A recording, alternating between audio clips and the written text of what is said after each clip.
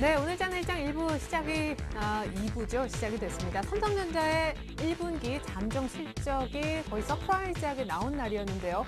삼성전자도 그리고 코스피 기준 시장도 모두 다 장중 조정으로만 끝내는 모습입니다. 그 얘기는 곧 삼성전자도 플러스, 코스피도 거의 플러스로 끝날 확률이 지금 크다는 얘기인데요. 잘하면 코스닥 정도만 마이너스로 끝낼 수도 있겠습니다. 프로그램 매물 그리고 기관의 매도가 나왔음에도 불구하고 오늘 시장이 꽤 강한 모습이었는데요. 코스피의 오후장 들면서 플러스가 뜬 시점은 거의 삼성전자의 반등 시점과 비슷해서 삼성전자의 주가 흐름이 정말 시장에서 굉장히 중요하다는 걸 다시 한번 시사해줬던 하루인 것 같습니다. 자동차는 어제 정말 급등했었는데 오늘도 크게 안 밀리는 모습이어서 기관의 매도에도 쉽게 꺼지지 않는 자동차임을 증명하기도 했습니다. 지금까지 많이 빠졌던 그런 섹터에 있는 종목들도 삼성전자가 쉴 때 오늘 꽤 많이 올라오는 모습을 보였는데요. 특별히 내수주, 유통재 흐름이 가장 강하게 보였던 날입니다. 정확한 중가 먼저 시황센터 가서 확인하고 돌아올게요. 시황센터입니다. 글로벌 호황제가 겹치면서 시장의 분위기도 다소 혼란스러워 보였죠. 코스피 지수 보합권에서 마감했습니다. 오늘 지수 2026포인트로 소폭 약세로 장 출발했는데요. 오늘 하루 보합권에서 등락을 반복하면서 혼조세를 보였는데요. 오늘 코스피 마감 지수입니다. 어제보다 오늘 보합권에서 거래 마쳤습니다. 오늘 코스피 마감 지수는요, 2028선에서 거래 마쳤습니다. 이어서 수급 상황 확인해 보도록 하겠습니다. 외국인이 나흘 때 샀지만 관망 심리가 작용한 모습이었죠. 오늘 외국인을 통해서 756억 원의 매수 물량이 유입됐고요. 반면에 기관은 프로그램과 기관의 매물이 시장에 부담이 됐습니다. 오늘 기관을 통해서 1,600억 원의 매도 물량 출회가 됐습니다. 이어서 코스닥 마감 지수입니다. 코스닥 지수가 반등에 성공하면서 이틀째 상승 마감했네요. 일중으로 확인해 보도록 하겠습니다. 오늘 코스닥 지수는 미국의 경제지표 개선 소식에 오름세로 장을 출발했는데요. 상승폭 줄이면서 장중 하락 전환하기도 했지만 그래도 장 막판 반등에 성공한 모습입니다. 코스닥 마감 지수는요, 어제보다 0.01% 상승한 503선에서 거래 마쳤습니다. 수급 내용 확인해 보겠습니다. 개인이 장중 매수로 전환을 하면서 오늘 130억 원의 매수 물량이 유입이 됐습니다. 반면에 기관을 통해서 오늘 159억 원의 매도 물량 출회가 됐네요. 이어서 환율 흐름 확인해 보도록 하겠습니다.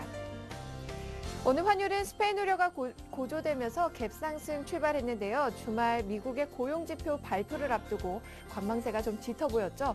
오늘 하루 1130원대 초반에서 등락을 거듭하는 모습이었습니다. 오늘 환율은요, 어제보다 4원 40전 상승한 1131원에서 거래 마쳤습니다. 이어서 코스피 시가총액 상위 종목 살펴보도록 하겠습니다. 삼성전자가 1분기 호실적에도 약세장을 보이다가 막판 반등에 성공한 모습입니다. 삼성전자 오늘 0.15% 상승하면서 133만 2천 원의 종가 기록했고요. 현대차와 포스코 오늘 보합권에서 마감했는데요. 현대차는 장중 26만 8,500원까지 오르면서 최고가 기록을 경신했지만 오늘 26만 4,500원의 종가 기록했습니다. LG화학이 1분기 실적 개선 기대와 외국인과 기관의 매수세에 힘입어서 4일 만에 반등에 성공했죠.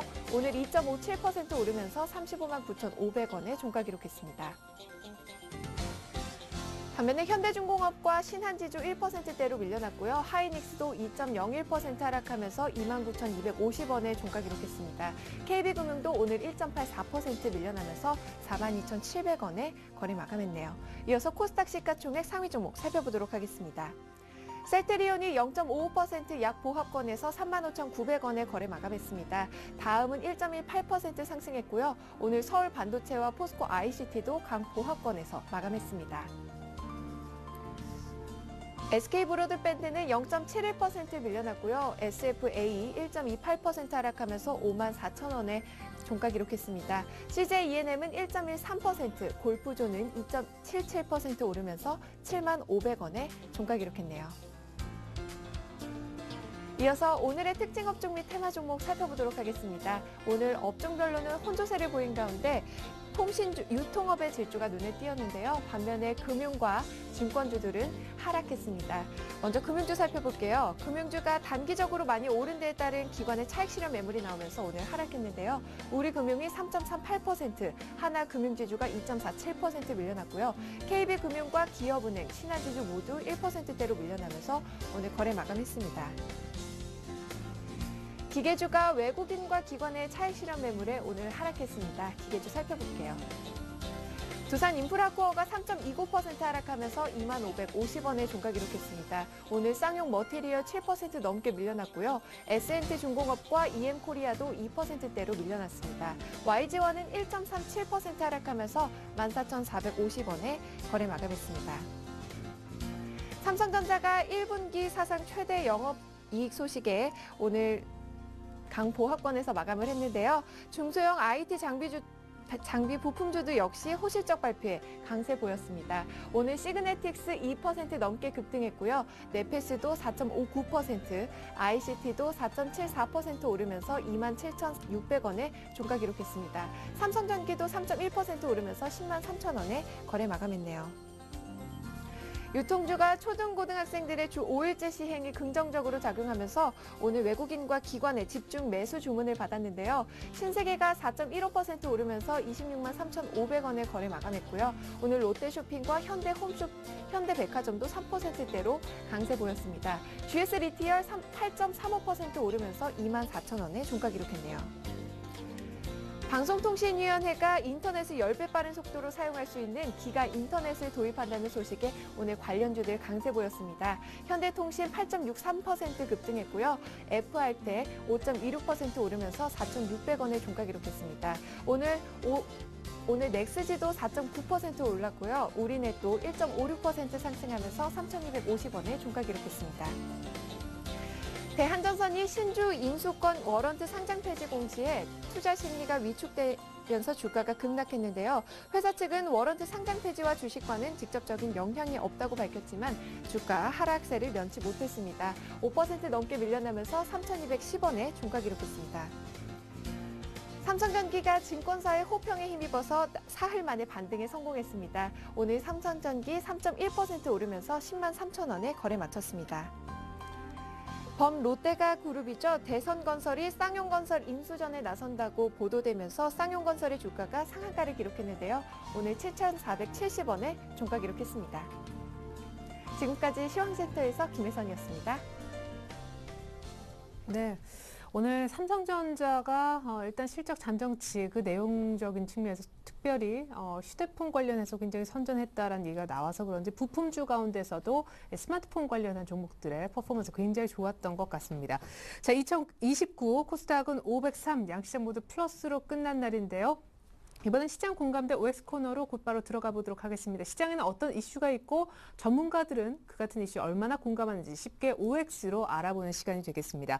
LNS 파트너스 하창봉 팀장님 그리고 R&B 인베스트먼트 조준성 이사님 금요일 짝꿍 모시겠습니다. 안녕하세요. 안녕하십니까. 네, 먼저 시장의 이슈들부터 살펴봐야 되겠습니다. 화면 함께 보시죠. 네, OX로 풀어볼 시장의 이슈 4가지가 나오네요. 먼저 첫 번째, 포르투갈의 발목이 잡힌 유로존 문제. 정말 터져버릴까? 두 번째, 삼성전자와 부품주 간의 갭 줄이기가 가능한지. 세 번째, 화학과 건설과 조선주, 백오피스 역할을 해줄 수 있는지. 마지막으로 미국의 3차 양적 완화, 일명 Q3라는 것이 주식시장에 국이 될는지 여부입니다. 먼저 포르투갈 문제부터 짚어보도록 하겠습니다. 네, 많은 분들이 스페인을 문제로 알고 계시지만 또 그 뒤에는 포르투갈까지 얽혀 있나 봅니다. 어쨌거나 OX로 먼저 의견부터 받아봐야 될 텐데요. 포르투갈의 발목 잡힌 유로존 문제 터질까? 자, OX로 먼저 두 분 의견부터 주시기 바라겠습니다. 하나, 둘, 셋 하면 동시에 들어주시면 됩니다. 자, 하나, 둘, 셋. X입니다. 네, 두 분 우리 조준성 이사님은 터진다. 이러죠 문제가 포르투갈 때문에 여기는 아니다. 네. 예, 일단은 뭐 조금 불안한 얘기를 해주시니까 조 이사님부터 왜 그렇게 터진다라고 생각하세요? 방송 시작하자마자 이제 가장 무거운 얘기를 좀 해야 될 것 같습니다. 예. 지난주에도 제가 스페인이나 이탈리아, 프랑스 뭐 이렇게 차트 보여주면서 이쪽이 심각하다 이제 말씀을 드렸고 이번 주 한번 충격이 들어와가지고 뭐 반등이 들어왔다가 뭐 오늘 다시 이렇게 됐긴 됐는데 이게 좀 약간 이제 내관이 이제 좀 시작이 좀 되는 것 같습니다. 그리스 문제가 뭐 대충 봉합이 됐죠. 네. 그리스 문제가. 그런데 그리스 문제 봉합되면 여러분 잘 생각해 보세요. 그 얘기 나왔습니다. 나중에 지금은 봉합을 시켜놓고 나중에는 디폴트 시켜놓고 유로존 뺀다 뭐 이런 시나리오 가장 이상적이다. 그 경제학자들이 그렇게 얘기를 했습니다. 네, 그렇죠. 아예 이혼을 하는 게 낫다. 네, 아예 그냥 예. 뭐 이번은 그냥 대충 막아주고 나서 다음에 그렇게 한다 하는데 그만큼 그 시장 내에 있어가지고 가장 걱정되는 건 이제 스페인이라든지 이탈리아 가장 큽니다. 굉장히 큽니다. 그러면서 이쪽이 지금 포르투갈에 뭐 800억 정도였다 뭐 스페인 은행들이 뭐 돈을 뭐 넣어가지고 지금 물려 있는 상황인데 포르투갈이 터지면 스페인 쪽의 은행들도 굉장히 힘들어져가지고 연쇄적으로 뭐 터질 가능성이 있는데 중요한 거는 스페인 차트 보시게 되면은 작년 9월 달 우리 굉장히 힘들었을 때 1760 갔을 때 삼성전자 78만 원 갔었죠 그때? 아니구나. 그 정도 갔을 때 가장 힘들었을 때 그 시점에 지금 스페인 지수가 있습니다. 제가 누누이 말씀드렸는데 종합주가지수라든지 이런 큰 대형 어떤 지수들이 이렇게 흘러내리거나 빠지거나 할 때는 그냥 빠지지 않는다 그런 말씀 드리는데 이렇게 흘러내리면서 그 위험성을 보여주겠습니다. 그럼 다시 얘기하자면은 일단 스페인 문제 해가지고 이번 달 같은 경우도 이제 이런 문제가 가장 많이 나올 겁니다. 그렇기 때문에 전략을 잘 세워야 되는데 일단 마음의 준비를 하고 있어야 되고 자기 계좌에 써가지고 포트를 어떻게 조정할 건가. 이제부터 무작정 뭐 2,500 간다, 2,200 간다 그런 희망보다는 어떻게 시장이 안정적으로 이러한 그 유로존 문제가 실질적으로 이제 스페인이 이제 거론이 되면서 지수대가 거의 바닥치고 있습니다. 그쪽이. 그렇기 때문에 그 문제를 같이 해야 된다. 뭐 결론적으로 말씀드리면은 유로존 문제 터진다 안 터진다 그런 것보다 시장 전체로 지금 차별화 장세 나오고 아시아에서 그나마 한국 버티고 일본, 대만, 유럽 국가들 보면은 굉장히 힘듭니다. 그걸 약간 우리가 굉장히 이제 마음의 준비를 하면서 같이 주식시장을 좀 봐야 된다는 것을 좀 강조하고 싶습니다. 네, 그럼 스페인하고 포르투갈하고는 어떻게 엮여 있는 겁니까? 지금 이제 유럽 쪽에서는 더 쏠 돈이 없나 봐요. 일단 뭐 우리가 한국하고 일본처럼 가까이 옆에 있으니까 가장 큰 나라가 이제 도와주는 격이 되는데 예. 지리적으로 이제 그런 차이는 되는데 유로존에 이제 뭐 1조 달러를 이미 이제 20에서 풀긴 풀었는데 추가적으로 돈을 더 풀자 이제 부담이 많이 된다는 얘기 나옵니다. 그렇기 때문에 여유도 없고 실제적으로 스페인 자체적으로 뭐 재정은 좀 안정적이고 뭐 물리는 거는 좀 덜한다 이런 얘기 하는데 복합 그 불황으로 가게 되면은 이걸 해결할 탈출의 기미가 안 보이기 때문에 그만큼 어떤 시장의 충격이 갈 수밖에 없다는 게 이제 중요한 거죠. 그거를 이겨낼 만한 또 돈을 계속 투입해 가지고 바꿀 만한 상황이 아니다라는 게 지금 서서히 드러나고 있다는 거죠. 그게 이제 가장 걱정되고 우려되는 거죠. 예, 알겠습니다. 자, 스페인 은행들이 이제 도와준다고 포르투갈 은행에 대출을 좀 많이 했는데 포르투갈이 문제가 되면 스페인도 같이 얽혀 들어가는 구조인 것 같습니다. 어쨌거나 하창범 팀장님은 약간 긍정적으로 얘기를 하시는 것 같아요. 시스템이 좀 만들어져서라는 얘기가 어제도 잠깐 나온 바 있는데요. 사실 저 뭐 X를 들었지만은 예. 마음은 O입니다. 사실은 마음은 O인데 저희 마음 가는 대로 하셔야 되는데. 그렇지 않고 이제 저는 약간 뭐 어차피 그 유럽 문제 같은 경우는 잠재적 폭탄이고요. 카운터다운은 사실 2005년 전부터 재고 있었던 겁니다. 2007년도부터. 근데 네. 제가 X라고 들은 거는 지금 시장으로 봤을 때 물론 언제 터질지는 모르겠습니다만은 지금까지 시장으로 봤을 때는 또 당분간은 수면 아래로 내려갈 수 있다. 그 포커스입니다. 지난주 같은 경우 이번 주죠. 이번 주 어떤 글로벌 증시 조정의 빌미를 제공한 것이 이제 스페인 구제금융 우려가 되는데 실제적으로 그 문제 같은 경우는 그리스만의 문제도 아니고 스페인만의 문제도 아니고 우리 이사님 말씀하셨듯이 유럽 국가 같은 경우는 상당히 많은 이해관계가 얽히면서 서로 보정을 하면서 채권을 발행하는 꼴이다 보니까 조금 전에 포르투갈 이야기도 나왔고 네. 근데 사실 그 스페인은 그렇지 않습니까? 저는 아직 가보진 않았는데 그 통계치만 보면 실업률이 한 23%라 그럽니다. 실업률이 23%라 그러면은 쉽게 말해서 좀 실업률 개선할 때 일 안 할 사람 좀 빼고 나면 한 집 건너 한 사람이 놀고 있다는 소리거든요. 네.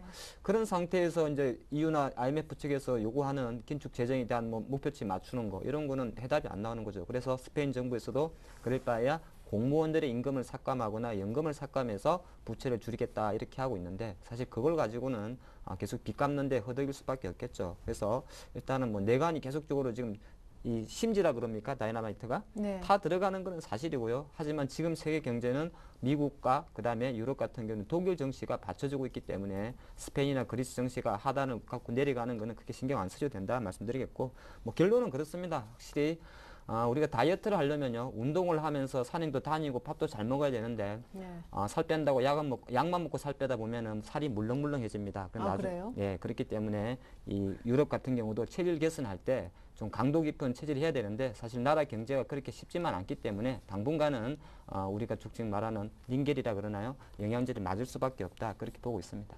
예, 알겠습니다. 자, 이번에 두 번째 이슈로 넘어가 보겠습니다. 오늘 또 핫 이슈였었던 종목입니다. 삼성전자 얘기가 얽혀 있네요. 삼성전자와 그의 또 딸린 부품주 갭 줄이기가 가능할까라는 부분인데, 자, 삼성전자는 신고가를 내고 있지만 부품주가 전부 다 신고가를 내는 국면은 아님이 확실합니다. 일부는 있겠지만요. 자, 먼저 갭을 줄일 수 있다라고 생각하시면 O를, 그렇지 않으면 X를 들어주시면 됩니다. 같은 방식이에요. 하나, 둘, 셋. X입니다. 오, 두 분 다 X네요. 잘 들은 거 맞죠? 조 이사님 왜? 예, 맞습니다. 예, 네. 그래요. 그냥 OX판이 좀 신기하셨나 봅니다. 우리 하창범 팀장님 이번에 먼저 여쭤볼게요. 왜 갭줄이가 가능하지 않다? 그러면 삼성전자는 쭉 잘 가고 부품주는 여전히 좀 힘들 것이다 이 얘기예요? 아니요, 이제 뭐 이렇게 한번 설명드릴 수가 있겠네요. 아마 지금 오늘까지 장도 아마 이 제가 X표를 보여드린 것이 오늘까지 보여준 장이었지 않나 보겠습니다. 최근에 삼성전자가 3월 내내 강세, 실적에 대한 기대치로 강세를 보였습니다만은 실제적으로 일부 상당히 슬림화된 종목을 제외하고 나면 삼성전자에 납품하는 뭐 반도체 회사라든지 OLED 관련주들이 상당히 못 갔었다는 게 사실인데 통상적으로 자동차 완제품, 스마트폰 같은 경우는 마찬가지인데 완제품하고 부품 회사하고 주가가 움직이는 걸 보면 완제품이 먼저 움직입니다. 그리고 나면 당연히 오늘부터의 시장 화두는 사실은 삼성전자가 5조 8천억의 어닝스 프라이즈 실적을 했기 때문에 네. 이제는 부품주다 이런 이야기 나옵니다. 그래서 물론 오늘 일부 종목 오전장 같은 경우는 부품주가 좀 이제 따라옵니다. 시장에서는 이제 갭 차이로 들어간다 이렇게 이야기를 하는데 일단은 그 흐름 자체는 지금 코스닥 시장이 조금 뭐 투심적으로 수급적으로 안 좋다는 것 같이 맞물려 있는 것 같고요. 또 하나가 이거는 조금 주가와는 조금 상반되는 이야기인데 항상 그렇게 보시면 좋을 것 같습니다. 왜 애플이 삼성보다 주가가 더 잘 갈까요? 한번 잘 생각해 보시면 삼성 같은 거보다 애플은 정말 자기네들이 부품을 만드는 것보다 삼성이나 LG의 부품을 써가지고 스마트폰을 출시하고 있죠. 예. 그럼 삼성 같은 경우는 오히려 또 삼성 본인에서 만드는 SD에서 만드는 2차 전지라든지 여러 업체들이 하고 있습니다만 또 하청 업체들이 많이 들어옵니다. 그런데 이 중소기업 사업 해보신 분들은 잘 아시는데 이 완제품 회사들이 이게 대급 횡포라 그럴 수는 없는 것이고요. 글로벌 그 상도덕이 그렇다 보니까 계속적으로 실적이 좋다는 것은 실제로 하청업자들은 마진율이 떨어진다는 겁니다. 그러니까 삼성전자 입장에서는 제가 삼성전자를 비하하지는 않겠습니다만은 전자 입장에서는 여수의 많은 하청업체를 두고 마진율 인상을 묵살할 수가 있습니다. 그러다 보니까 기업 실적들이 중소기업들이 매출은 늘어나는데 수주를 계속 해주니까 매출은 늘어나는데 영업이익은 감소할 수밖에 없다 보는 것이고요. 또 하나 IT 개별주들이 왜 못 따라가냐 하면은 수많은 IT 종목들이 있는데 네. 어떤 게 정말 삼성전자에 들어가는지가 우리 투자가분들이 찾기가 사실 어렵습니다. 다 들어간다고 그러던데요. 그렇죠. 다 들어가는데 네. 우리 모르게 중간중간에 한 1쿼터만 들어가다가 바뀔 수도 있고 그런 문제가 생기기 때문에 일단은 예. 바로 따라가기 바로 따라가서 삼성전자 주가 실적치만큼이나 부품주가 따라가기는 제가 지금 바로 시차가 좀 필요하지 않나 그렇게 보고 있습니다. 예, 그러면은 일부 부품주는 그래도 확실하다면 따라가는 종목도 있을 수는 있습니까? 네, 그런데 그거 이제 고르기가 쉽지 않지 않습니까? 고른다 그러면 보통 종목 보면은 최근에 상당히 특수화된 종목만 갑니다. 몇 가지 거론해 드리면 예를 들어서 PCB 쪽에서는 인터플렉스라든지 네. 제가 뭐 지금 차트를 보여드릴 시간 없을 것 같은데 인터플렉스라든지 이녹스라든지 코리아 스킷 뭐 한 자하전자 요 정도만 같이 나머지 사실 코스닥의 반 이상이 IT 종목들인데 철저하게 좀 슬림할 필요가 있고 핵심은 완제품이 저렇게 사상 최대의 실적이 나왔을 때 IT주들이 그냥 단순 기대감만으로 부품주들이 따라가지는 않는다 그렇게 보고 있습니다. 예, 알겠습니다. 선택적, 차별적으로만 일부 부품주가 삼성전자와 갭을 줄일 것이다. 아까 같은 의견 주셨잖아요. 네, 예. 5를 들 줄 알았는데 X를 들어가 좀 당황했는데 그래서 아까 좀 변덕이 좀 있어요 오늘. 바람이 많이 불어서 그런지 몰라도. 예. 일단 제가 3월 중순에인가 삼성전자 애플하고 뭐 납품해가지고 뭐 인터플렉스 여러 가지 얘기를 했습니다. 그럼 다시 말씀드리면은 그 중에도 옵트론텍 그때 얘기했는데 옵트론텍 얘기하면은 이게 맞습니다. 그 다음에 인터플렉스 얘기하면은 중립이 되고 그 다음에 코리아 서킷이나 넥스콘테크 쪽으로 보게 되면은 X가 됩니다.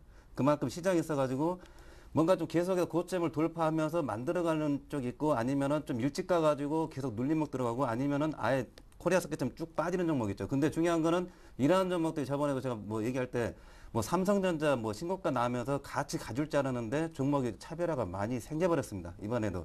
그러면서 또 그게 이제 코스닥 시장의 어떤 그 현 상황을 좀 잘 보여주는 것 같은데 특히 개별 종목의 중소형주 할 때는 그런 차별성을 잘 봐야 됩니다. 특히 레포트들 보니까 이번에도 저도 약간 좀 후회가 많이 되는 게 좀 면밀하게 꼼꼼하게 잘 파악을 할 필요가 있습니다. 그냥 앞으로도 지금 이쪽은 2분기에도 이제 실적을 좀 확인을 해봐야 될 것 같은데 실적을 좀 확인해 보면서 이제 거기서 또 골라내야 될 것 같은데 어떤 레포트에서 그냥 막연한 긍정적인 얘기 나오는 레포트들은 굉장히 조심을 해야 됩니다. 그렇기 때문에 10개 중에서 한 2개 정도만 수혜를 받고 그 정도 실적이 나올 가능성이 많기 때문에 굉장히 어떤 그 삼성전자 어떤 수혜라고 보기에는 좀 힘들다는 것도 가격대가 좀 많이 높은 것 같습니다. 생각해 보니까. 그걸 좀 약간 좀 조심해야 된다 말씀을 드리겠습니다. 네, 2분기 실적 그리고 리포트라고 다 믿어서는 안 되겠습니다. 여러분들이 발품을 좀 파셔야 될 것 같습니다. 자, 이번엔 세 번째 이슈로 넘어갑니다. 화건조, 이른바 화학, 건설, 조선, 백오피스 역할 가능할까 여부인데요. 두 분의 의견은 어떠실지 궁금합니다. 뭐 백오피스라고 하면 제가 알기로 헤지펀드 정도에선 리스크 매니지먼트, 리스크 관리하는 걸 의미하는데요. 자, 두 분의 의견 보겠습니다. 어쨌거나 화학과 건설과 조선에 대한 의견이 되겠습니다. OX 동시에 들어주시죠. 하나, 둘, 셋. 네, 두 분 다 O인데요. 왜 조 이사님은 또 고개 갸웃? 아, 제가 잘못 들었는데 X입니다, X. 예. 아, 죄송합니다. 오늘 처음 하는 거라 좀 헷갈리네요. 아, 네. 예, 이제 예. 보여지는 면 쪽으로 가주시면 X 됩니다. 하겠습니다. 그래요, 의견이 네. 갈립니다. 먼저 O 쪽에 OX판을 들어주신 우리 하 팀장님, 왜 옵니까? 네, 일단 백오피스란 말이 어떤 거냐 하면 실질적으로 지금 제가 말씀드린 화학, 건설, 조선이 주도주가 돼가지고 많이 치고 올라온다는 소리가 아니라 시장의 리스크 매니지먼트 역할을 한다는 것입니다. 리스크 매니지먼트라는 것은 실질적으로 물론 제 시가장을 보는 판단인데 삼성전자나 현대차는 이 정도 수준에서 좀 심드렁할 수 있다 이렇게 보고 있습니다. 물론 주가적인 고가를 달리고 있기 때문에 어느 정도 바로 조정폭이 깊어질 것 같지는 않습니다만은 최근 2, 3일의 수급을 보면 삼성전자는 일단은 오늘 이벤트 끝나버렸습니다. 4월 말까지 특별한 모멘텀이 없고 자동차는 지금 가장 강력한 테마로 올랐는데 실제적으로 제가 계산해 보니까 현대차는 25만 원 밑에서 외국인 기관이 사놨고요. 기아차 같은 경우는 지금 이제서 조금 달라붙고 있는데 예. 상승 탄력에 대해서는 좀 의구심을 두고 있다. 그러면 시장에 완충작용할 수 있는 섹터가 뭐냐? 바로 오늘 올라왔던 화학, 건설, 조선이다 이렇게 보겠고요. 약간 섹터별로 나눠봤을 때 화학 같은 경우는 의외로 지금 실적 예상치가 제가 표를 한번 준비해봤는데 물론 증권사에서 조금 정리한 표입니다만은 약간은 시장의 우려보다는 상당히 그래도 선방을 했습니다. SK이노베이션 같은 경우도 한 8,300억 정도 나오고 있고요. 물론 이건 일회성 이익이 있었기 때문에 전분기에 그렇게 50% 이상 급증한 걸 나오고 있습니다만은 실제적으로는 한 5% 증가한 거고 뭐 SOL이나 LG화학이나 호남석유 같은 경우에도 자료에서 보듯이 오히려 시장에서는 사실 화학주 실적이 상당히 형편없을 것이다 그렇게 했지만은 내용 알짜적인 뚜껑을 열어보니까 오히려 작년보다 한 4, 5%좀 증가했다 보는 것이 있고요.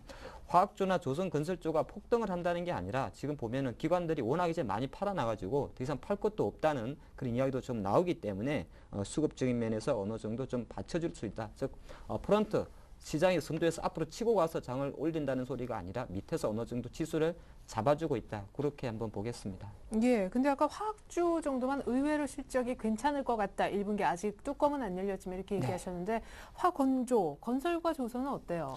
그 두 섹터는 사실은 화학보다 많이 올랐죠. 1, 2분기 때. 네. 사실은 그 해양 플랜트 부분을 제가 일부러 언급을 안 드렸습니다. 그 부분은 왜 그랬냐면은 그 섹터 같은 경우는 어차피 1, 2월 달까지 다른 화학 섹터보다 먼저 해양 플랜트에 대한 부분이 가미되면서 사실은 단기적으로 주가 오른 게 있습니다. 그래서 그렇죠. 지금 예. 약간 먼저 조정을 받았지 약간 화학하고는 이 갭이 좀 떨어져 있기 때문에 약간은 그 하락폭은 깊지 않을 정도로만 보고 있습니다. 네, 그렇죠. 화학과 건설, 조선 가운데 지금 가장 많이 떨어져 있는 게 화학이다. 이런 말씀을 하시는 것 같습니다.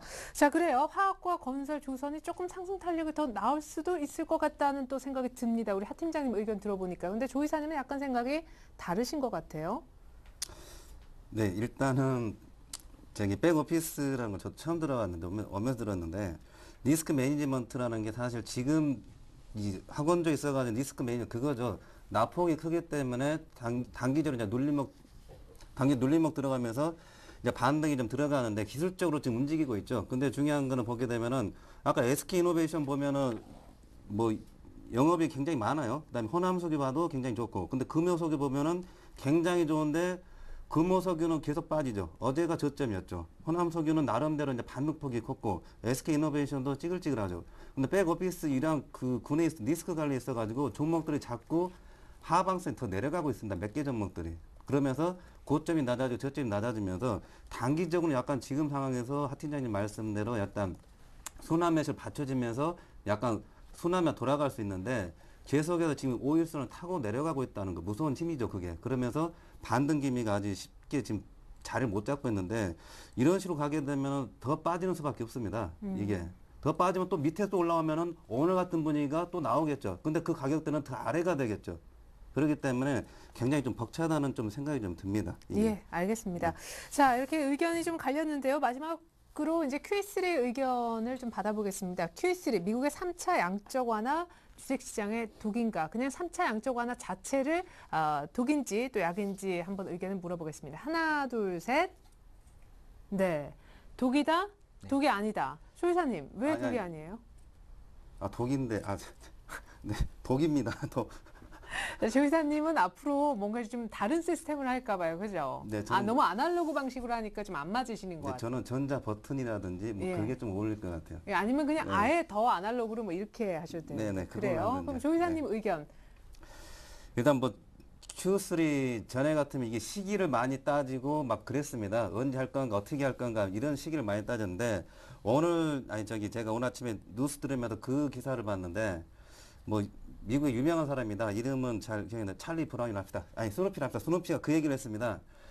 술에 비교해가지고 첫 잔을 술을 마시는 건 기분 좋고 두 잔도 좋은데 세 잔만큼은 조심해라. 그 얘기가 나옵니다. 그러면서 저도 오늘 그 얘기를 들으면서 상당히 많이 마인드 바뀌었는데 Q1, Q2 잘 진행돼가지고 2000포인트 다시 회복을 했습니다. 그러면 Q3가 우리가 만약에 안 좋아져가지고 상황이 안 좋아져서 Q3가 이제 서서히 구체에 나올 겁니다. 근데 Q3를 마실 때쯤 해가지고 그 석 잔째 술을 마실 때쯤에서 주식이 어느 정도 마무리 다 들어가야 되지 않을까. 그거는 이제 만약 Q3 들어가는 시점은 1900선 아래선 정도 막 많이 빠져가지고 이제 약차방이 나올 것 같습니다. 그러니까 상황이 굉장히 안 좋은 거죠.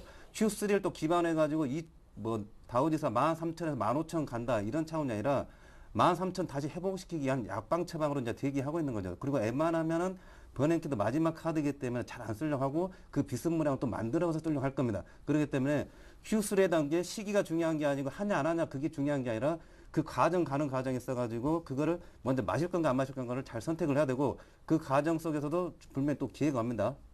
그렇기 때문에 또 그거를 전략을 잘 세워야 된다는 걸 말씀을 드리겠습니다. 네, Q3 나올 정도면 경기가 굉장히 안 좋아진다는 반증이 될 수도 있겠지요. 그러면 우리 하 팀장님은 왜 그렇게 되셨어요? 네, 저는 간단히 말씀드리겠습니다. 지난 한 1차에나 2차에 양적 완화 정책이 있었고요. 실제적으로 한 리만 브러스 파산 이후에 한 2번 정도 경기 병을 했는데 본질적인 측면에서 접근이 틀렸습니다. 원래 금융사고로 망가뜨린 세계 경제를 돈을 풀어서 어느 정도 지수만 13,000까지 당겨놨다는 거지 실제적으로 지금 미국 경제 8.3%가 넘는 실업률이라든지 주택 경기는 아직도 냉랭하다. 즉 어느 정도 Q1, 2에 대한 기대감도 지수만 13,000 갖다 둔 거 보고 나면 실물 경기는 갖다 둔 게 없다. 그렇게 보는 것이고요. 경제학에서 말하는 가장 기본적인 문제입니다. 저성장 속에서 양적 완화를 통한 고인플레이션은 곧 스태그플레이션을 초래할 수밖에 없다. 경기 침체와 속에 물가만 올라가면 경기가 나아질 수 없기 때문에 또 하나 QE3 한다 해봤자 어차피 독이다. 그렇게 보겠습니다. 네, Q3 안 나온다고 실망할 건 아닌 것 같습니다. 이제 본격적으로 두 분과 함께 이슈는 정리해봤고요. 내일장 전략과 전망 듣습니다.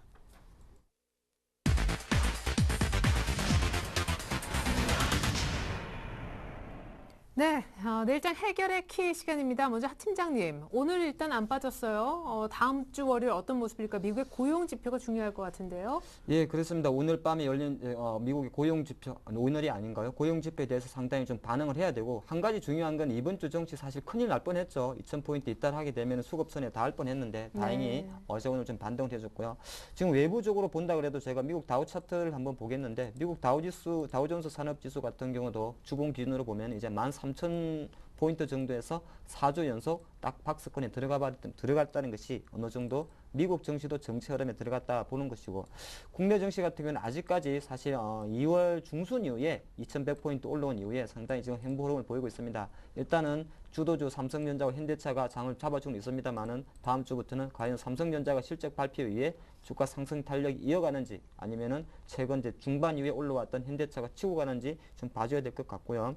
수급전으로 봤을 때는 지금 가장 중요한 거는 2020포인트에 있는 21선이 아니고 지금 1개월 2달 연속 조용히 밑에서 올라오고 있는 이 61선 바로 수급선입니다. 근데 그 2000포인트 정도 왔기 때문에 보통 이런 선에 매물이 딱 닿게 되면은 21선에서 흔들리는 매물보다 공격적으로 많이 나오기 때문에 그 부분 좀 생각하시면 좋을 것 같고요. 이 포인트가 장이 바로 갑자기 내려와서 이렇게 1995까지 내려가는 게 아니라 이게 아마 따라 오를 겁니다. 그래서 다음 주도 조금 박스권 연장 보시는 게 어떨까 싶습니다. 네, 조 이사님은 다음 주 어떻게 보세요? 여전히 박스권 안?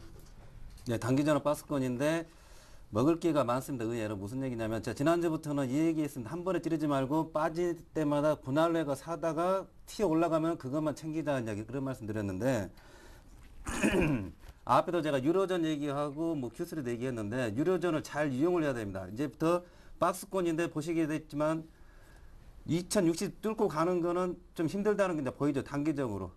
뚫고 나가려고 하게 되면은 앞에 타 팀장 얘기했던 그 학원도 있죠. 이러한 종목들이 5일선 위에서 움직이게 되면은 윗선 뚫고 나가게 돼 있습니다. 그러나 그쪽이 뭐 삼성전자 치고 나간다 하더라도 이쪽이 계속 더 눌릴 것 같아요. 그렇기 때문에 힘들기 때문에 대신에 나포가대나 기술적인 눌림목들이 이제 삼성전자, 현대차 이런 대형주 전부 다 들어올 수가 있기 때문에 그런 나포가대 쪽을 좀 기술적으로 이용을 해보자. 실례로 들면 호남석유 같은 경우도 31만 원 이하나 31만 원 부근 들어오게 되면은 만 원에서 2만 원 그냥 먹여주죠. 그런 매매를 잘 이용을 하셔야 됩니다. 그렇기 때문에 학원조 종목에서도 아직 반등 안 들어간 종목들이 많이 있습니다. 그런 종목들을 좀 눈여겨서 하는데 그리고 어제 같은 장세나 오늘 오전까지 해가지고 그런 적응을 잘 못하실 분은 아예 많이 기다리셔야 됩니다. 아니면 좀 쉬시는 게 좋겠고 그렇기 때문에 그러한 유럽 문제 이런 리스크를 잘 이용해가지고 낙폭을 좀 기다렸다가 종목들 공략하자 그 말씀을 드리겠습니다. 네, 알겠습니다. 이번엔 여의도 쪽 시각을 한번 확인해 보겠습니다. 삼성증권은 박승진 선임위원권 불러볼게요. 안녕하세요. 네, 안녕하십니까. 네, 이번 주 2000포인트가 깨질 뻔한 위기가 있었지만 마무리는 그럭저럭 잘 한 것 같네요. 예, 오늘도 뭐 질환 흐름 이어간 코스피가 또 보합권에서 마감을 했습니다. 오늘은 이제 하루 동안 이제 위아래로 5포인트씩만 이제 움직인 증시가 결국 2029포인트 그 제자리에서 마감을 했습니다. 오늘은 또 미국을 비롯해서 독일, 프랑스, 이탈리아 등 그 주요 글로벌 증시가 모두 휴장을 하는 날이기 때문에 이러한 그 글로벌 증시 휴장에 따른 관망세 그리고 또 삼성전자 실적 발표에 따른 그 탄력 둔화 등이 시장에 좀 영향을 줬다 이렇게 좀 볼 수 있겠습니다. 거래대금 역시 뭐 4조 원 간신히 좀 넘는 수준에 불과했었고요.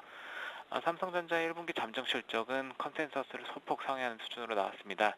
그 매출액은 45조 원 정도에 나왔고 일단 영업이익이 5조 8천억 원으로 발표가 되었습니다. 이와 함께 오늘 시장에서는 역시 또 그 잠정 실적, 그 후실적이 발표될 때마다 나타났던 기존의 패턴이 오늘도 좀 나타났는데요. 긍정적인 실적과 함께 좀 탄력이 좀 둔화되는 모습 같이 좀 나타났었고요. 뭐 업종별로 살펴보면은 오늘은 유통이랑 유틸리티 업종이 선방하는 모습을 좀 보였습니다. 각각 한 2%가량 상승하면서 시장 대비 선전하는 모습이었고요.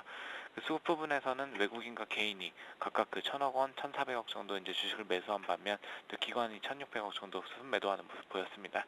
당장 미국의 3월 고용지표, 비농업 부문 고용 40만 명 이상 나와주겠죠. 다음 주에 사실 그 외에도 삼성전자, 자동차 그리고 그 외 주변주들의 움직임이 굉장히 중요할 것 같은 다음 주 전략 부탁드리겠습니다. 예, 시장이 지금 뭐 계속적으로 좀 제자리 걸음이 계속되고 있습니다. 4월의 시작과 함께 또 이틀 연속 그 상승하면서 잠시나마 그 박스권 상단을 좀 돌파하느냐 이런 기대가 좀 높아지기도 했지만은 또 결국 또 제자리 쪽에서 또 한 주를 마감하게 되었는데요. 오늘 같은 경우 특히나 이제 지금 뭐 글로벌 증시 휴장의 영향도 있었지만은 또 최근에는 그 스페인 관련 불확실성 또 그리고 그 미국의 3차 양적 완화 의지 약화 이런 부분들이 좀 시장에 부담을 주고 있는 것으로 볼 수 있겠습니다. 일단 표면적으로는 이러한 내용들이 일단 좀 전체적으로 좀 그 시장을 좀 제한하는 모습이 좀 계속 나타나고 있는데요. 일단 이런 이슈들을 좀 같이 좀 점검을 해봐야 될 것 같습니다. 일단 그 실적 발표 이후에는 또 이런 출렁거림들, 이런 이슈들에 따른 출렁거림 겪고 나서 또 상승하는 쪽으로 좀 보고 있지만은 계속적으로 좀 점검이 필요한 이슈들이기 때문에 봐야 되겠는데요. 근데 먼저 스페인 같은 경우는 지금 문제가 좀 계속적으로 좀 시장의 신뢰를 잃어가고 있다 이런 부분입니다. 그 지난 3월 중순 스페인 정부는 그 올해 지정적자 목표치를 그 기존의 4.4%에서 그 5.8%로 변경하기를 원했었고요. 또 결국 그 지난 그 유로존 재무장관 회의에서 5.3%라는 그 새로운 목표치를 변경하는데 좀 합의를 했습니다. 일단 하지만은 또 목표 달성에 대한 의구심 좀 계속적으로 시장에서 좀 꾸준히 좀 제기되고 있는 상황이고요. 스페인 같은 경우는 실업률이 좀 23% 넘어서고 있고 또 긴축안이 지속되면서 그 마이너스 성장이 좀 예상되고 있기 때문에 일단 지금 뭐 국채 발행 규모에 대한 그 부채에 대해서도 지금 스탠스가 또 경제 부처마다 좀 다른 이런 부분들까지 겹치면서 그 정부에 대한 신뢰가 좀 많이 떨어져 있는 상황입니다. 하지만 그 전체적인 시각에서 보면은 일단 국가 채무 자체가 지금 다른 주요 선진국이나 남유럽 국가 대비해서 그 상대적으로 양호한 수준이라는 점을 좀 봐야 될 것 같은데요. 일단은 지금 전체적으로 그 G7은 물론 또 그 어느 국가보다도 일단 스페인이 지금 그 GDP 대비 정비 부채 비율이 좀 양호한 상황이기 때문에 결과적으로 또 그 만기 일정, 국채 만기 일정 같이 함께 살펴보더라도 일단은 뭐 당장 뭐 디폴트가 우려되는 상황은 아니라는 점, 이 부분들을 좀 실질적으로 좀 봐야 될 것 같고요. 미국 같은 경우는 지금 양적 완화 정책, 그 FRB가 좀 경기에 적극적으로 대응하는 기조를 좀 가지고 있다. 이런 부분 먼저 기억해야 되겠습니다. 이러한 성향 가지고 있는 그 FRB가 그 양적 완화 도입을 좀 미루고 있다는 것 자체가 일단 그만큼 경기가 좀 양호하다 이런 부분들로 좀 해석이 가능할 것 같고요. 같은 맥락에서 보면은 주식시장에서는 오히려 그 악재보다는 호재 쪽으로 좀 해석을 하는 게 맞지 않나 좀 이렇게 볼 수 있겠습니다. 4월은 일단 좀 상승장으로 들어가기 전에 전 국면에서의 그 출렁거림이 좀 이어지는 쪽으로 좀 볼 수 있겠고요. 업종 선택에 있어서는 그 삼성전자가 호실적을 발표한 이후에 그 탄력이 둔화되는 경향이 있는데 일단 그럴 경우에 좀 종목별로 좀 상승세가 확산될 수 있다 이런 부분들을 좀 기억을 해야 될 것 같습니다. 이미 그 IT 중심의 상승세가 자동차 쪽에 좀 확산되고 있고요. 은행 역시도 좀 최근에 좀 움직이는 모습 나타나고 있다는 점. 그리고 그 종합적으로 봤을 때는 그 실제 모멘텀이 좀 상대적으로 양호한 그 전반적으로 그 은행이나 자동차, 음식료, 건설 등의 그 업종으로 포트폴리오 확대하는 전략 이쪽으로 좀 필요한 시점이다 이렇게 보고 있습니다. 네, 후발주자에 관심 필요하다. IT를 제외한 차, 은행, 음식료, 건설주 관심 업종으로 제시해 주셨습니다. 지금까지 전략의 삼성증권의 박승진 선임연구원이었습니다. 도움 말씀 고맙습니다. 예, 감사합니다.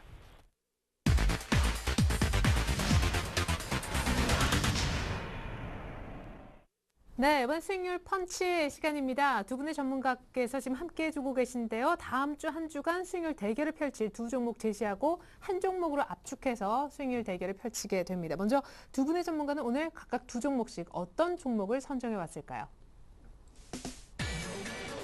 네, 먼저 우리 R&B 인베스트먼트 조준성 이사님은요. 현대하이스코어와 삼성 엔지니어링을 들고 오셨습니다. 반면에 LNS 파트너스의 하창봉 팀장님은요. 현대백화점과 컴투스, 매수주를 두 개 선정해 오셨네요. 네, 조준성 이사님 의외입니다. 현대하이스코어 얘기가 나올 줄은 몰랐어요. 하나는 건설주고 하나는 철강주네요. 뭐 자동차 관련해 가지고 뭐 이제 현대그룹 움직이는데 현대하이스코어는 약간 그게 있습니다. 나중에 현대모비스 체제로 이제 지주회사 체제로 가게 되면은 현대하이스코어가 굉장히 좀 자산 가치가 주식 가치가 부각이 될 가능성이 많습니다.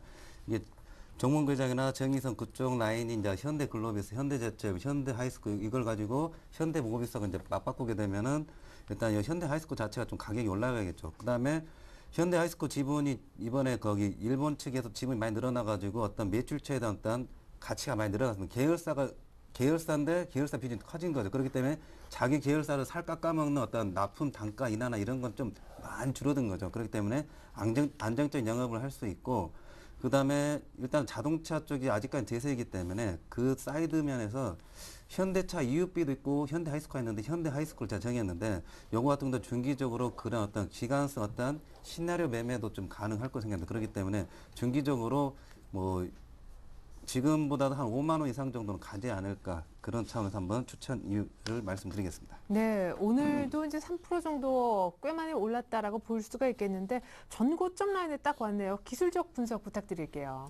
네, 기술적으로 보시게 되면은 전고점 라인이고 그다음에 이거는 시간적으로 좀 길게 보십시오. 뭐 빨간 날 사지 마시고 약간 5일선이라든지 21선 약간 채널을 계속 만들어 나갈 겁니다. 이렇게 채널을 계속 만들어 가고 중기적으로 5만 원 갈 걸로 생각이 되는데 그렇기 때문에 빨간 날 그냥 뭐 계속해서 쫓아간다 이렇게 하지 마시고 그냥 눌림목 들어올 때 차분하게 분할로 매수하시면서 길게 보셔야 됩니다. 이게 빨리빨리 진행돼 이런 게 아니기 때문에 대신에 현대차나 뭐 자동차 꺾이거나 뭐 할 때 이것도 같이 꺾이게 되면은 그때는 이제 좀 버려야 되지만 그 전까지는 이것도 나름대로 좀 무난하게 보자 말씀을 드리겠습니다. 네, 이게 저희가 일주일 주간 단위 수익률 대결이기 때문에 목표가가 일주일 단위여야 되는데 5만 원 일주일 염두에 두시고 하신 거죠?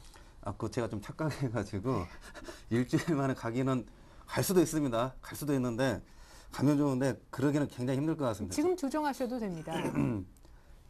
일단 일주일보다는 약간 중기적인 거고 뭐 다른 종목 또 말씀을 드리겠습니다. 일단은 뭐 네. 그냥 다음 주 좀 45,000원 정도 이상 가지 않을까 한번. 지금 44,000원인데요. 네, 1,000원 올라간 것도 요즘 힘듭니다.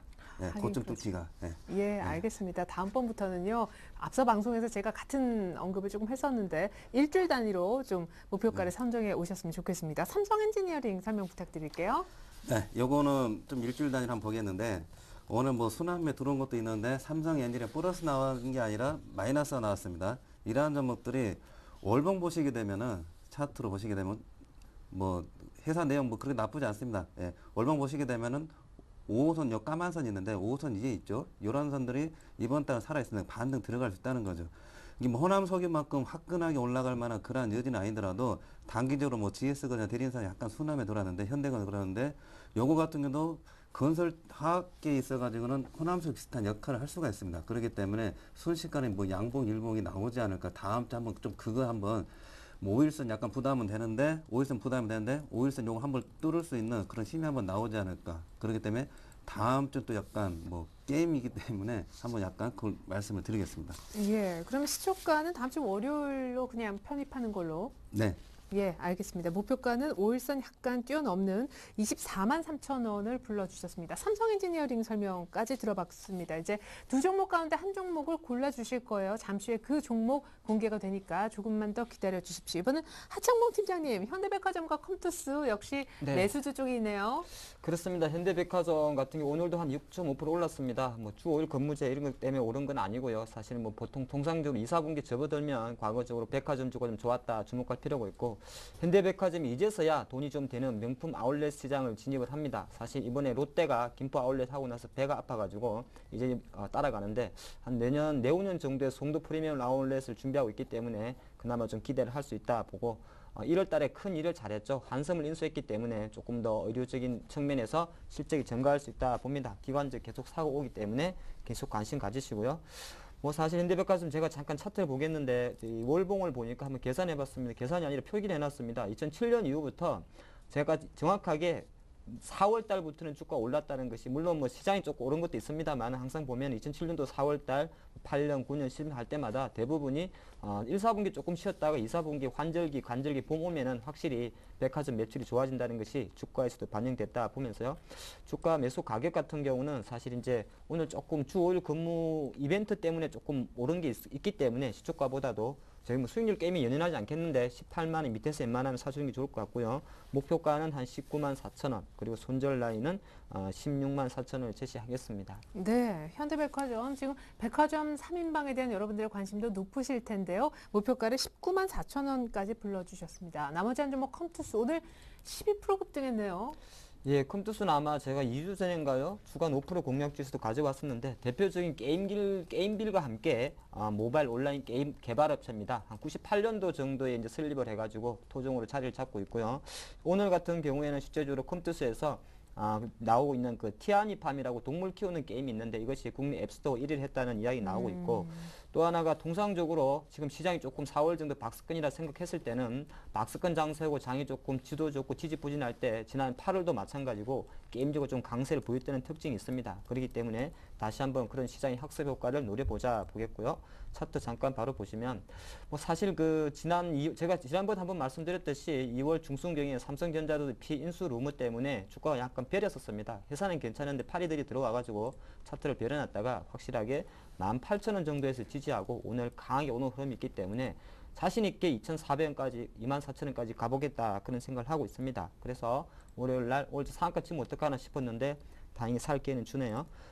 월요일 아침 시초가에 한 24,000원 전후에서 사는 생각 하시고 주간 수익률 같은 경우는 목표가 한 23,700원 그리고 손절 라인은 오늘의 시가가 될 것 같죠. 19,000원으로 보겠습니다. 네, 그리고 야구 게임도 갖고 있는 컴투스 내일 모레 7일이면 프로야구가 개막하니까 다음 주에 만약 이 종목으로 선정하신다면 높은 수익률도 가능해 보입니다. 자, 이렇게 해서 하창범 팀장님은 현대백화점과 컴투스, 조준성 이사님은 현대 하이스코어와 삼성 엔지니어링 언급하셨는데 한 종목씩으로 압축을 해서 대결을 펼쳐야만 합니다. 먼저 설명을 먼저 마치셨기 때문에요. 조 네. 이사님의 한 종목은요? 저는 삼성 엔지니어링으로 하겠습니다. 예, 더 빠를 것 같아요. 네. 예, 아까 다시 한번 선정 이유와 가격 설명만 아주 짧게 요약 버전으로 부탁드릴게요. 일단 게임 차원에서 보게 되면은 다음 주도 많이 흔들릴 겁니다. 일단은 오늘 가격 버티면은 우승 가능성이 있고요. 그다음에 컴투스 같은 거 약간 좀 부담이 되는 좀 급등주를 컴투스나 저기 현대백화점 좀 부담은 되긴 되는데 일단은 삼성 엔진 많이 조정을 받았기 때문에 더 빠진다 하더라도 낙폭이 큽니다. 그만큼 거기 기술적인 메리트가 더 있기 때문에 충분하게 뭐 오늘 가격 이상은 다음 주 중에 좀 더 이상 나오지 않을까 그렇게 말씀을 드리겠습니다. 그래요. 아직 뭐 GS건설 대림산업처럼 순환 반등을 들어가지 않은 삼성 엔지니어링이기 때문에 또 빠른 반등을 기대하시는 것 같습니다. 자, 그렇다면 컴투스냐 현대백화점이냐 이거 참 궁금하네요. 하창범 팀장님의 최종 선택은요? 네, 저는 컴투스로 하겠습니다. 오늘 많이 올랐잖아요, 근데. 네, 그렇습니다. 오늘 조준성 이사님하고 제 종목의 차이점이 뭔지 아십니까? 저는 기술적 추세 올라온 종목에 따라가는 베팅을 하고 있고요. 이사님은 저는 사실은 현대 하이스쿨 선택할 줄 알았습니다. 근데 네. 삼성 엔지니어를 선택하셨는데 그래서 이제 투자 패턴이 조금 다르기 때문에 그 부분 생각하시고 컴투스 아까도 말씀드렸습니다만은 우리가 24시간 동안에 손에 들고 있는 거 가장 많이 갖고 있는 거요. 바로 핸드폰입니다. 핸드폰에서 가장 많이 하는 거 게임입니다. 게임은 카카오톡도 많이 하지만 그 부분 생각하시면 좋을 것 같고 내일 모레가 되면 일단은 프로야구가 개막을 하죠. 물론 프로야구를 만드는 그 게임 회사는 상당히 많습니다만 어쨌든 네. 시장의 분위기는 모바일 게임 회사에 관심을 가질 수 있다 보면서 오늘 강한 양봉에도 불구하고 다음 주 한번 공략할 종목이다 말씀드리겠습니다. 네, 좋습니다. 어떻게 하다 보니까 반등 대 더 치고 나가느냐의 싸움이 된 것 같습니다. 다시 한번 두 분 다 최종 선정된 종목 보여드리겠습니다. 네, 먼저 조준성 이사님은 현대 하이스코어와 삼성 엔지니어링이 다 좋아 보인다라고 들고 오신 바 있고요. 이에 반해 하창범 팀장님은 현대백화점과 컴투스를 언급하셨습니다. 그러나 최종 종목으로는 하창범 팀장님은 컴투스를, 조준성 이사님은 삼성 엔지니어링으로 한번 수익률 대결을 펼치겠다고 결정하신 듯한데요. 자, 삼성 엔지니어링은 순환 반등이 추가적으로 이제 막 들어갈 것으로 기대가 되기 때문이고 컴투스는 게임 업종의 반등 국면이 전반적으로 진행 중인데 스마트폰 또 프로야구 개막 등을 염두에 두신 것 같습니다. 삼성 엔지니어링은 시초가 매수, 월요일 시초가입니다. 목표가는 24만 3천 원, 5일선 이상을 보고 계십니다. 그에 반면에 하창봉 팀장님은요, 컴투스 오늘 12% 급등을 했었는데요. 그럼에도 불구하고 월요일 시초가에 사면 23,700원, 24,000원 부분까지 올라갈 수 있겠다라고 추가 베팅을 해주셨습니다. 자, 이렇게 해서 하창범 팀장님, 조준성 이사님의 최종 한 종목까지 얘기 한번 들어봤는데요. 다음 주 금요일 이 스튜디오에서 그 결과가 공개가 됩니다. 삼성 엔지니어링이냐, 컴투스냐. 다음 주 누가 웃을지 글쎄요. 결과 많이 기대를 해봐 주시기 바라겠습니다. 전략이 많이 달랐습니다. 하창범 팀장님, 조준성 이사님 도움 말씀 고맙습니다. 네, 미국의 3월 고용지표부터 확인하셔야 다음 주 대응이 가능할 것 같습니다. 옵션 만기, 그리고 총선으로 또 하루 쉬기도 합니다. 다음 주 변수 많은데 먼저 주말 미국의 고용지표 결과부터 체크해 보십시오. 주말 잘 보내시고요. 저는 다음 주 월요일 날 다시 오겠습니다. 고맙습니다.